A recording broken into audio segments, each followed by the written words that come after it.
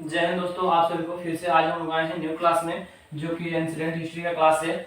और जो हम लोग का जो टॉपिक बच गया था वैदिक सिविलाइजेशन से यानी वैदिक सभ्यता से, उसको आज हम लोग देखेंगे। कुछ पॉइंट इसमें बचा हुआ था, उसको आज हम लोग कंप्लीट कर लेते हैं। उसके बाद जो हमारा नेक्स्ट वीडियो होगा, अगले वीडियो जो होगा इसी से रिलेटेड होगा। आज का जो बेसिक पॉइंट है उसको हम लोग देखने चलते हैं। सबसे पहले पॉइंट की ओर चलते हैं। कह रहे हैं कि मनुस्मृति में सरस्वती और दृढ़ास्थि नदियों के बीच के प्रदेश को ब्रह्मावर्त पुकारा गया। पहला पॉइंट से बताया गया है कि जो मनुस्मृति है, इनको सरस्वती और दृढ़ास्थि नदियों के बीच के जो प्रदेश थे उनको हम लोग ब्रह्मावर्त के नाम से पुकारा गया था। ये बताया गया है। इसे ऋग्वैदिक सभ्यता का केंद्र भी माना जाता है। इस युग में बताया गया है कि इसे ऋग्वैदिक सभ्यता का इसे क्या माना गया था, केंद्र भी माना जाता था। दूसरा जो पॉइंट हम लोग का बन रहा है, ध्यान से देखिएगा दूसरे पॉइंट को। कह रहे हैं कि गंगा यमुना के द्वाब क्षेत्र एवं उसके सीमावर्ती क्षेत्रों पर भी आर्यों ने कब्जा कर लिया। इसमें बताया है, जो हम लोग पढ़ रहे हैं सिंधु सभ्यता से रिलेटेड पढ़ रहे हैं और वैदिक सिविलाइजेशन है। इसमें देखिए दूसरा जो पॉइंट बता रहा है, कह रहे हैं कि गंगा एवं यमुना के द्वाब क्षेत्र एवं उसके सीमावर्ती क्षेत्र पर भी आर्यों ने क्या किया था, कब्जा कर लिया था। यहाँ बेसिक पॉइंट बताया गया है कि आर्यों ने क्या किया था, कब्जा कर लिया था, जिसे बहर्षी देश कहा गया था। जिसपे आर्यों ने सीमावर्ती क्षेत्र पे जो कब्जा किया गया था, जिसे आर्यों ने कब्जा किया था, उस क्षेत्र को क्या कहा जाता था, बहर्षी देश कहा गया था। क्या कहा गया दोस्तों, बहर्षी देश उसको कहा गया था। यही पॉइंट हमारा दूसरा था। तीसरे पॉइंट में चलते हैं। कह रहे हैं कि कालांतर में संपूर्ण उत्तर भारत में आर्यों ने विस्तार कर लिया। ध्यान से देखिएगा, कह रहा है कि संपूर्ण भारत में, कालांतर बताया, कालांतर में संपूर्ण भारत में उत्तर भारत का जितना भी क्षेत्र था, आर्यों ने क्या किया था, विस्तार रूप से क्या कर लिया था, विस्तार कर लिया था, जिसे आर्यवर्त कहा जाता था। यानी जिस क्षेत्र में उन लोगों का ज्यादा मतलब क्या बोलते हैं प्रचलन था, उसको यहाँ बताया कि विस्तार क्षेत्र किया था, उसी को हम लोग आर्यवर्त के नाम से जानते हैं या आर्यवर्त कहा जाता था। इस पॉइंट में ये चीज बताया है। अगला पॉइंट को देखिए।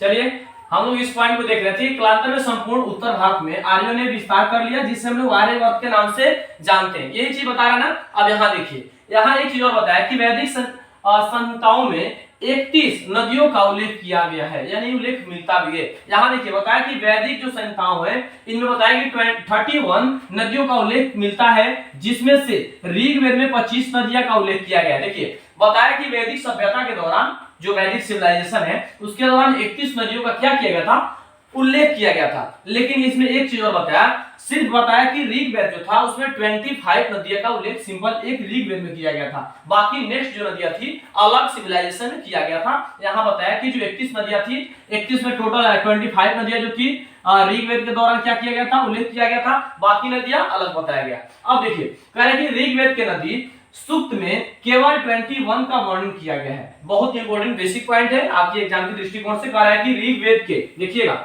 ऋग्वेद के नदी सूक्त में केवल 21 नदियां का वर्णन किया गया है। यानी बता दिया कि ऋग्वेद के जो सूक्त है, सूक्त केवल इसमें 21 नदी बताया गया है। अब देखिए अगला पॉइंट क्या है, अगले पॉइंट में देखिए। कह रहा है इस काल की सर्वाधिक महत्वपूर्ण नदी।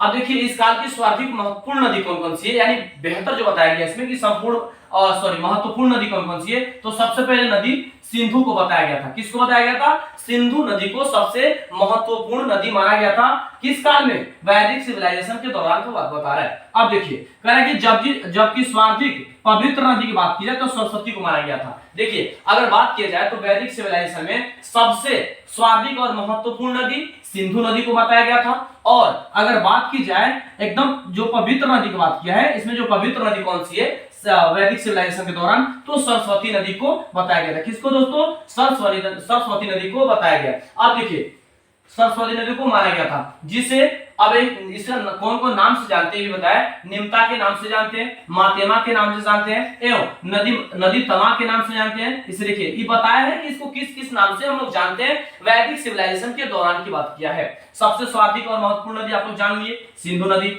और अगर बात की जाए तो सबसे पवित्र नदी कौन सी है, सरस्वती नदी, जिसे हम लोग निमता, मातेमता एवं नदी माता के नाम से भी जानते हैं। अगला पॉइंट को देखिए। तो अगला पॉइंट क्या है, अगला पॉइंट है कि ऋग्वेद में गंगा नदी का 1 बार जबकि यमुना नदी का 3 बार नाम लिया गया है। बहुत इंपॉर्टेंट पॉइंट है। देखिए कह रहे हैं कि ऋग्वेद के दौरान गंगा नदी का नाम कितना बार लिया गया था, 1 बार लिया गया था। कितना बार दोस्तों, 1 बार लिया गया था। लेकिन यहां बताया है जो हमारा यमुना नदी थी इसका नाम कितना बार लिया गया था, इसका नाम 3 बार, और 3 बार इसका उल्लेख किया गया है। यही बताया है किस वेद में, ऋग वेद में, यही चीज बताया। अगला पॉइंट देखिए, अगला पॉइंट है कि ऋग्वेद में हिमालय पर्वत एवं इसकी एक चोटी मजबूत का भी उल्लेख किया गया है। देखिए ऋग्वेद के दौरान एक चीज और बताया गया था, नदी को तो बताया गया है, लेकिन हिमालय पर्वत का भी इसमें चर्चा चलाया गया है और बताया गया कि इसकी जो चोटी होती है एकदम मजबूत का भी उल्लेख किया गया है। जो हिमालय पर्वत की चोटी बताया गया है, क्या बताया गया है कि इनकी जो चोटी होती है मजबूत बताया गया। क्या बताया गया दोस्तों,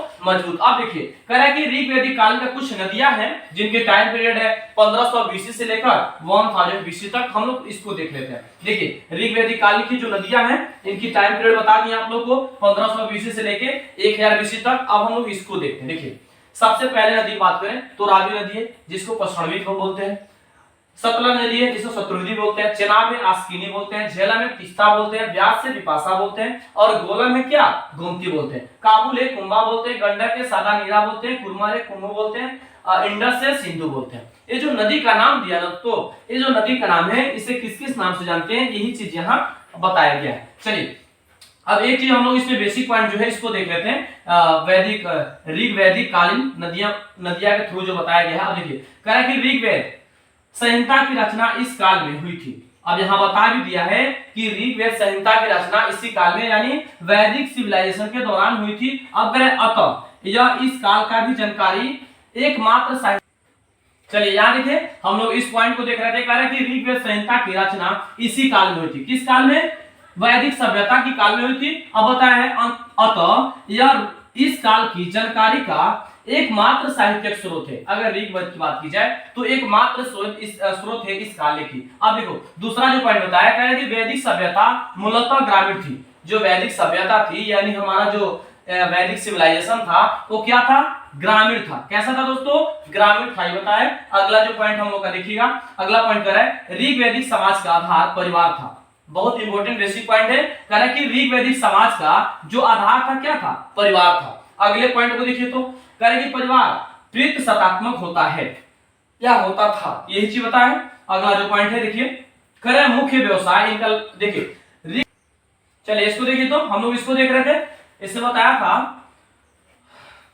मुख्य व्यवसाय इन लोगों का क्या था, जो वैदिक सिविलाइजेशन है, ठीक है, यानी वैदिक सभ्यता, इन लोगों को मुख्य जो व्यवसाय की बात की जाए तो पशुपालन था। क्या था दोस्तों, पशुपालन इन लोगों की जो मुख्य व्यवसाय थी ये था। अगला पॉइंट है कह रहे कि 1400 ईसा पूर्व के वो जब कोई एशिया माइनर के अभिलेख में ऋग्वैदिक काल के देवताओं इंद्र वरुण मित्र तथा नासत्य का उल्लेख मिलता है। इस काल में किसका किसका उल्लेख किया गया है यही बताया है 1400 ईसा पूर्व में। देखिए किसका किसका उल्लेख किया गया। सबसे पहले ऋग्वैदिक काल के अंतर्गत की बात की जाए तो कौन कौन से देवताओं का उल्लेख किया गया, इंद्र देवता, वरुण देवता एंड मित्र तथा नासत्य का उल्लेख किया गया है इस ऋग्वैदिक काल के अनुसार। अब देखिए इसे कह रहा है कि इससे अनुमान लगाया जाता है कि वैदिक आर्य ईरान से होकर भारत में आए होंगे। देखिए अनुमान क्लियर नहीं बोला है कि आए, यहाँ बताया कि आए होंगे। अब यहाँ समझिएगा बेसिक पॉइंट समझिए क्या होता है। कह रहा है कि इससे अनुमान लगाया जाता है कि वैदिक जो आर्य थे वो ईरान से होकर कहां पहुंचे थे, भारत में पहुंचे होंगे। कंफर्म नहीं किया कि पहुंच गए होंगे, पहुंचे होंगे यानी अनुमान यहाँ लगा रहा है कि ईरान से होकर कहां पहुंचे थे, भारत पहुंचे थे। अब देखिए जो अगला पॉइंट कर रहा है कि वैदिक काल में वेद, इसमें वेदों की संख्या कितनी होती है, 4 होती है। यहां बता रहे थे कि वेदों की संख्या कितनी होती है, 4। सबसे पहला वेद ऋग्वेद, दूसरा वेद जो यजुर्वेद, तीसरा सामवेद और चौथा अथर्ववेद होता है। इस वेद का नाम भी यहाँ अवेलेबल है, आप लोग देख सकते हैं। चलिए इसकी नोट की बात की जाए तो कह रहे हैं कि ऋग्वेद, यजुर्वेद तथा सामवेद को वेद त्रयी भी कहा जाता है। अब देखिए ये तीनों जो वेद है ना अवेलेबल, आप लोग देख रहे होंगे ये जो तीनों वेद अवेलेबल है इनको क्या क्या चीज कहा जाता है। देखिए कह रहा है कि जो ऋग्वेद है ना और यजुर्वेद है तथा सामवेद है, ये तीनों को हम लोग क्या कहते हैं, वेद त्रय भी कहते हैं। क्या कहते हैं दोस्तों, वेद त्रय से भी कहा जाता है। आज इतना ही था हम लोग का जो वैदिक सिविलाइजेशन था। अगला वीडियो हम लोग फिर से कल लेके आएंगे, तब तक इसका आप लोग नोट्स बनाइए। अगर आप लोग हमारे चैनल पर नए हैं तो चैनल को सब्सक्राइब कीजिए, वीडियो अच्छा लगे तो लाइक एंड शेयर अपने दोस्तों के साथ कीजिए। अगर इस वीडियो को आप लोग हमारे फेसबुक पेज पे देख रहे हैं तो हमारे फेसबुक पेज को फॉलो कर लीजिए। एंड अगर यूट्यूब चैनल पे देख रहे हैं तो हमारे यूट्यूब चैनल को सब्सक्राइब कर लीजिए, क्योंकि जब भी हम न्यू वीडियो डालें सबसे पहले आप लोग तक पहुंच जाए। तब तक इसका नोट्स बनाए आप लोग। जय हिंद दोस्तों।